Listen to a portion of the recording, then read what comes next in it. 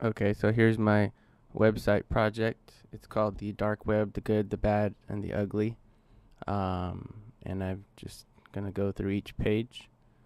This is the home page. Home. Its address is index. It's already on the school server. Um, got the title, the logo, my name, the abstract, and I'm not gonna read it all for you, but some nice graphics. And yeah, that's the first page. Let's go to the intro.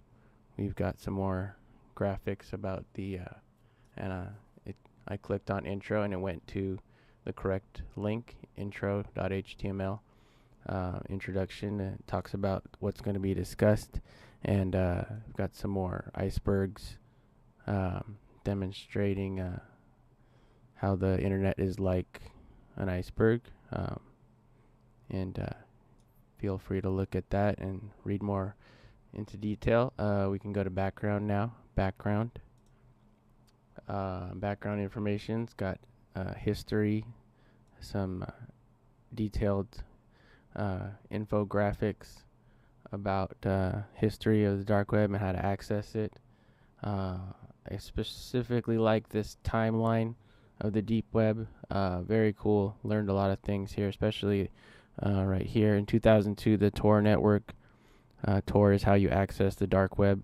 It stands for the Onion Router, and it was developed by the U.S. Naval Research Laboratory. So that was very interesting to learn that the dark web, and it's giving FBI and NSA so much problems catching criminals, but it was developed by the government, so kind of shot themselves in their own foot. We can move on to issues, and I've got some interesting pictures, screenshots from the dark web where you can buy drugs and counterfeit stuff, credit cards, people's identities, counterfeit money. You can buy a whole lot of other stuff too that I won't talk about.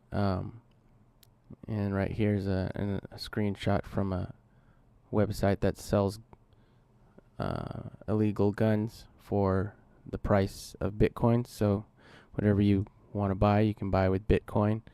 Let's move on to results. Crap. Okay, there you go. So I just had to refresh.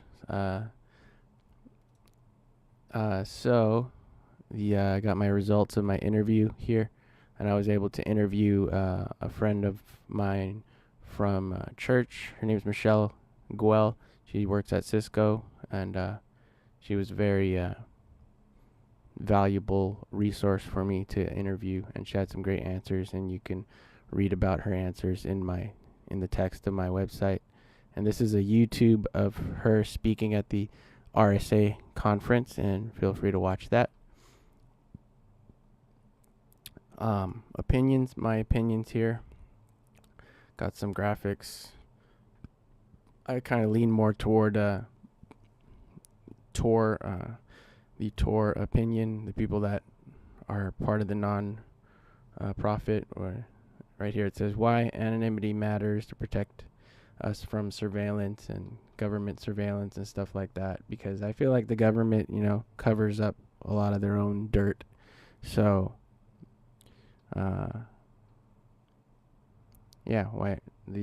feel like citizens should have freedom and some anonymity for themselves and be able to choose. The government makes billions of dollars off alcohol, tobacco, and firearms, so much so that they have the ATF to knock down your door if you're interfering with them. So because they make so much money off alcohol and tobacco, and then somebody wants to buy some heroin online, and they're going to throw them in jail. But if you kill yourself with alcohol and tobacco, you're fine, right?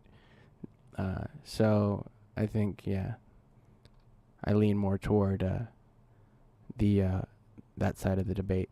Anyway, you can read more about that. And as far as summary, I've got some really good diagrams here about the dark net and its various aspects. And this one's cool because it has the cryptocurrencies, 3 different kinds: Bitcoin, Litecoin, Dogecoin.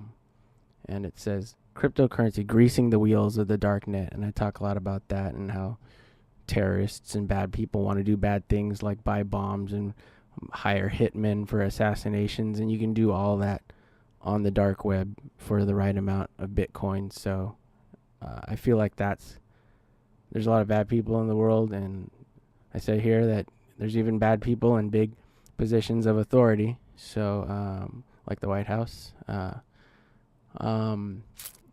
Yeah, and why should the citizens not be able to, choose what they want to do if powerful people can do whatever they want to do and cover it all up, right? So that's the summary, and I've got some really good references. I recommend you check out the references. This is Ulbricht, the guy that did the William Ulbricht, the guy that made the Silk Road, where he made like $22 million selling drugs on the dark web. And it's a great article right here. And this is a really good article, and all the links work, and you can go to check out those references. And this is another nice infographic about the dark web and percentages of what comes from money. And I have my little copyright and email address down here as required. And the last page is the appendix, which contains the full interview with Michelle Guell from Cisco. And this is a picture of Michelle here. And that is it. And we'll go back to home, and there's the home page again. And I'll click on some of the references. This is the Tor website with a lot of anonymity information. This is a really nice PDF by Trend Micro, a huge security company, cyber security company. And this is the article from another article from Trend Micro where I got the timeline information. And this is the article in Newsweek about the Silk Road. Very in-depth article, which kind of gives the viewpoint of the other side, kind of condemning the dark web. So that is it. Thank you.